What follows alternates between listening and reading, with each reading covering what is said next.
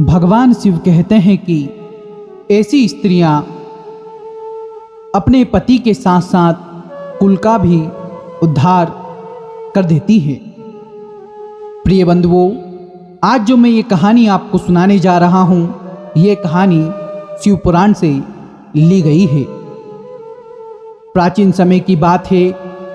समुद्र के किनारे एक वास्कल नामक नगर था। उस नगर में व्यभिचारी लोग रहते थे। किसी को भी धर्म के काम से कोई लेना देना नहीं था। बड़े बड़े अस्त्रोजार रखते, जानवरों को मारते और व्यभिचार के कर्मों में लगे रहते। उसी नगर में एक बिंदुक नाम का ब्राह्मण रहता था। वह ब्राह्मण बड़ा ही अधर्मी ब्राह्मण था। ना तो संध्या वंदना करता, ना ही धर्म के कुछ काम करता। बस सिर्फ औरों के धन पर उसकी निगाहें टिकी रहती। वह ब्राह्मण बड़ा ही वेश्यागामी था। उस ब्राह्मण की पत्नी, जिसका नाम था चंचुला, वह बहुत ही पतिव्रता स्त्री थी। ब्राह्मण के वेश्यागामी होने पर भी वह अपने पति की सेवा करती थी और बुरे कर्मों से बचकर रहती थी। उसका व्यवहार पवित्र रहता था। लेकिन कहते हैं ना कि संगत का असर धीरे धीरे होने लगता है। कुछ समय के बाद उस ब्राह्मण की पत्नी भी व्यभिचारिणी हो गई, वेश्यागामी हो गई। अब दोनों ही पति पत्नी व्यभिचार में लिप्त हो गए। ब्राह्मण का समय निकट आ गया और वेश्यागामी हो जाने के कारण एक दिन उसकी मौत हो गई। यम के दूत ब्राह्मण को लेने आए, उसको पासों में बांधकर लेके गए। ब्राह्मण अगले जन्म में पिशाच का रूप धारण करके विंध्याचल पर्वत पर रहने लगा। वहीं उस ब्राह्मण की पत्नी जो चंचुला थी, व्यभिचारिणी हो गई थी। एक दिन अपने भाई बंधु के साथ गोकर्ण क्षेत्र में गई और वहां पर किसी तीर्थ स्थान पर जल में स्नान किया। जल में स्नान करने के बाद वहीं उस तीर्थ स्थान में एक मंदिर था। वहां पर शिव भगवान की कथा हो रही थी। एक कोने में बैठकर उसने सुन लिया कि पंडित जी कह रहे हैं कि जो भी स्त्री पर पुरुष के साथ संबंध बनाएगी, व्यभिचारिणी होगी, मृत्यु के बाद यम के दूत उस स्त्री की योनि में जलती हुई लोहे की जंजीर डालेंगे। पंडित का इतना कहना हुआ और वो ब्राह्मणी डर के मारे कांपने लगी। कथा समाप्त हो चुकी थी और वो सभी का जाने का इंतजार कर रही थी। भीड़ खत्म हुई। अकेले में उस पंडित की पत्नी उस कथा सुनाने वाले महाराज के पास गई और उनसे कहने लगी, महाराज, मैं बहुत बड़ी पापणी हूँ, मैं बहुत बड़ी दुराचारी हूँ। महाराज, मेरा उद्धार करो। और पूरी कथा अपनी सुनाई। पंडित जी शिव के उपासक थे। उन्होंने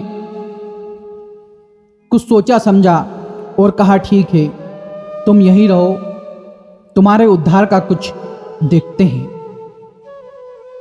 पंडित ने बहुत विचार किया और उस चंचुलका को कहा कि तुम्हारा उद्धार यदि तुम्हें करना है तो उसका एक ही मार्ग है, वो है शिवपुराण की कथा। तुम्हें पूरी शिवपुराण की कथा का श्रवण करना चाहिए। एक शिवपुराण ही है जो तुम्हारा उद्धार कर सकती है। उस चंचुलका ने कहा, पंडित के पैर पकड़ते हुए बार बार गिड़गिड़ाने लगी, प्रभु मेरा उद्धार कीजिए, प्रभु मेरा कल्याण कीजिए। पंडित जी उसे शिवपुराण की कथा सुनाने लगे। पूरी शिवपुराण की कथा सुनाई। अब उस चंचुलका के पाप पूरे धुल गए। तभी एक दिन उसका समय निकट आ गया और शिवलोक से शिव के दूत एक विमान लेकर चंचुलका को लेने आए। शिवलोक लेके गए। शिवलोक में चंचुलका का बहुत आदर सत्कार हुआ। आगे चलकर चंचुलका माँ पार्वती जी की सखी बन गई और धीरे धीरे शिवलोक में रहने लगी। माँ पार्वती की सेवा और तपस्या करने लगी। एक दिन माँ पार्वती खुश होकर चंचुलका से कहने लगी, मांगो सखी, तुम्हें क्या चाहिए? तुम्हारी सेवा से मैं प्रसन्न हुई। तब चंचुलका कहती है, माँ पार्वती, मैं बस इतना चाहती हूँ, मुझे नहीं पता कि मेरे पति इस योनि में कहाँ हैं, कैसे हैं। बस मैं चाहती हूँ कि उनका कल्याण हो जाए। तभी माँ पार्वती अपनी दिव्य दृष्टि से देखकर बताती है कि हे सखी, तुम्हारा पति पिशाच बनकर के विंध्याचल पर्वत पर रह रहा है। यदि तुम चाहती हो कि उसका कल्याण हो तो उसका कल्याण का मार्ग एक ही है, वो है शिवपुराण की कथा। चंचुलका ने कहा, माते कृपा करो। तब देवी पार्वती जी ने अपने शिवगण तंबुरु को आज्ञा दी कि वो जाएं और उस पिशाच को शिवपुराण की पूरी कथा सुनाएं। तंबुरु चंचुलका को लेकर एक विशेष विमान से विंध्याचल पर्वत पर गए और पहले उस पिशाच को पासों में बांध लिया।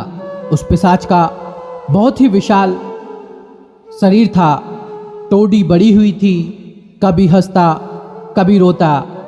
ये बात चारों दिशाओं में फैल गई कि एक पिशाच के उद्धार के लिए शिव के पार्षद तंबुरु उन्हें शिवपुराण की कथा सुनाने जा रहे हैं। उस पिशाच को पूरी शिवपुराण की कथा सुनाई गई, जिससे उस पापी के सारे पाप कट गए और उसका जो पिशाच का शरीर था छूट गया और एक नया दिव्य शरीर उसको प्राप्त हुआ। विशेष विमान से वापस वो दोनों शिवलोक में आ गए और खुशी खुशी रहने लगे। महाराज, इस कहानी से हमें यही शिक्षा मिलती है कि शिवपुराण की कथा ही क्या से क्या करवा देती है, कैसे बड़े बड़े पापी को भी पाप से मुक्त कर देती है। जिनको यमलोक की यातनाएं भोगने का दंड मिलना वाला था, वो शिवलोक में खुशी खुशी रह रहे हैं। तो हमने इस कहानी से जाना कि चंचुलका जैसी स्त्री, जिसके गुण इस प्रकार के हो, जो धर्म के काम में लग जाए, जो शिव के काम में लग जाए और जो अपने पति की सेवा करे, पति के कल्याण में ही स्वयं का कल्याण देखे, ऐसी स्त्रियां पति के साथ साथ उस कुल को भी तार देती हैं। यदि यह वीडियो आपको अच्छा लगा तो इस वीडियो को शेयर करना और हमारे चैनल को सब्सक्राइब करना ना भूलें। इस वीडियो को लेकर आपकी क्या राय है वो भी कमेंट बॉक्स में बताना ना भूलें। मिलता हूँ किसी नए वीडियो में। जब तक के लिए राधे राधे, जय श्री महाकाल।